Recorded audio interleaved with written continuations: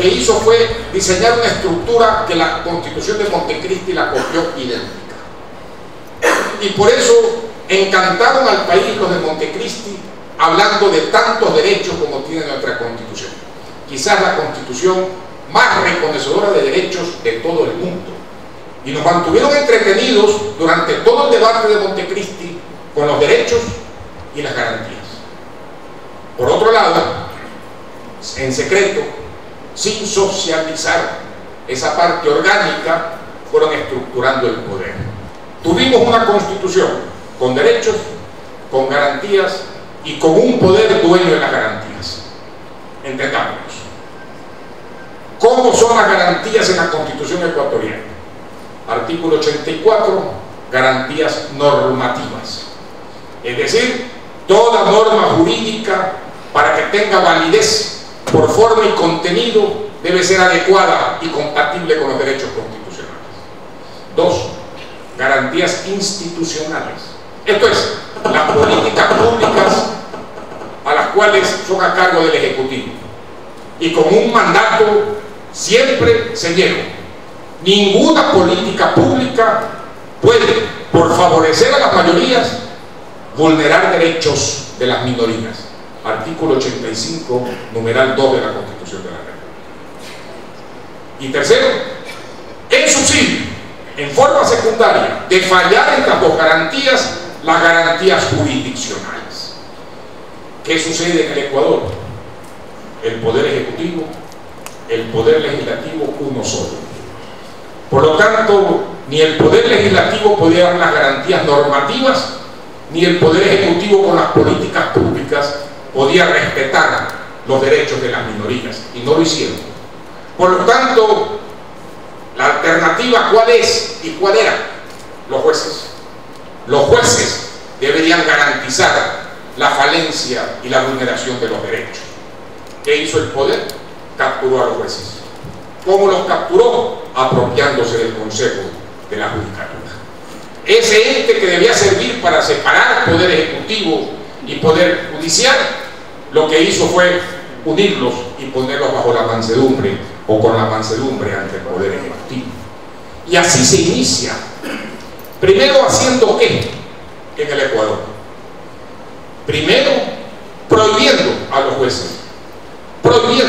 jueces que sustancien acciones de protección a favor de los ciudadanos. En memo oficial dirigido al Consejo de la por el Consejo de la Judicatura, se instruyó a los jueces que no podían sustanciar acciones de protección. Pero no solo eso, sino que después la Dirección Jurídica de la Presidencia de la República inventó las acciones de protección a favor del Estado.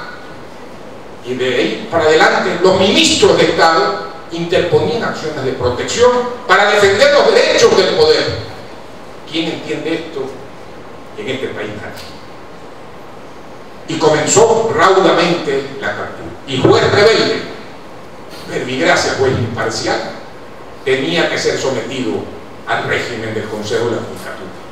¿Y qué crearon? El error inexcusable. ¿Cuál es el error inexcusable? No obedecer al Poder Ejecutivo. Ese es todo el error inexcusable. Pero no solo eso, ahí ya estaba capturado el Poder Judicial. 5 jueces presos en primera instancia por acciones de protección.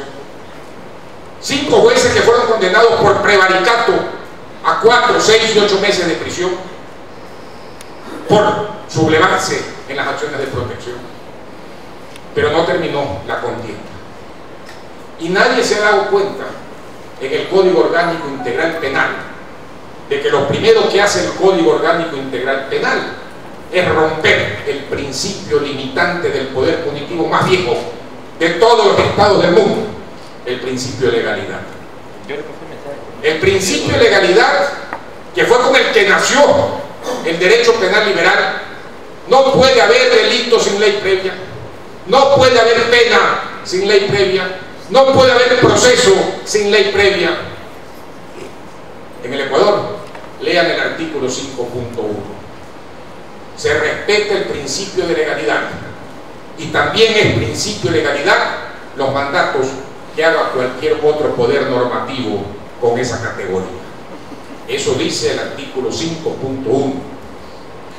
Y lean el Código Orgánico Integral Penal en todos los delitos económicos, medioambientales, contra recursos naturales.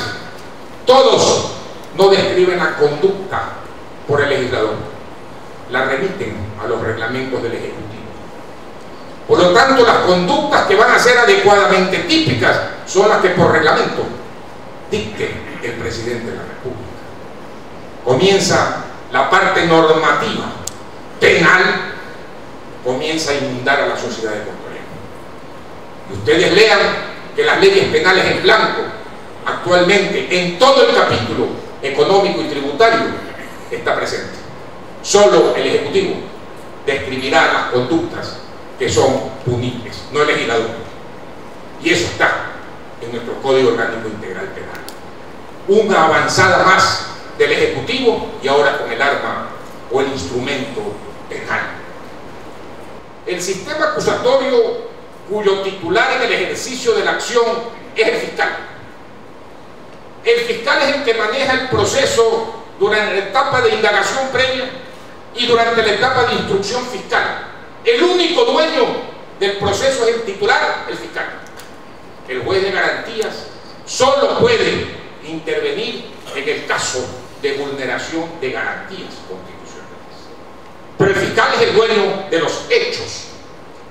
¿Por qué razón no ha funcionado en el Ecuador lo que sí funciona con el mismo sistema en los países que he mencionado?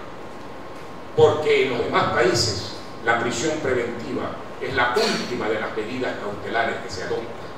En el Ecuador es la primera y la única.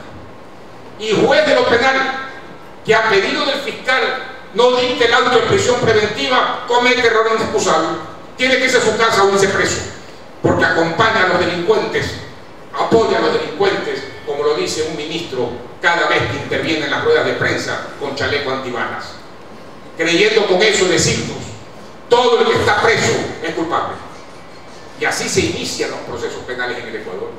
Y ese preso tiene que aguantar toda la indagación y toda la instrucción fiscal, año y medio, año 8 meses, 2 años preso. ¿Quién puede aceptar un sistema acusatorio con la prisión preventiva como premisa y la presunción de inocencia como baldosa? Y eso sucede en el Ecuador. Ese es el Estado represor en manos del Ejecutivo. Por ley, en manos del Ejecutivo. Por jueces, en manos del Ejecutivo. Por normas jurídicas, en manos del Ejecutivo. Por consejo disciplinario, en manos del Ejecutivo. Y esa es la realidad. Y el hecho notorio, a la luz de todo el mundo ya, Baltasar Garzón, lo trajeron, no pudo ocultar el abuso y el error inexcusable. El doctor Pázara, no se le puede ocultar lo que ocurre en el país. Y llamemos a cualquiera,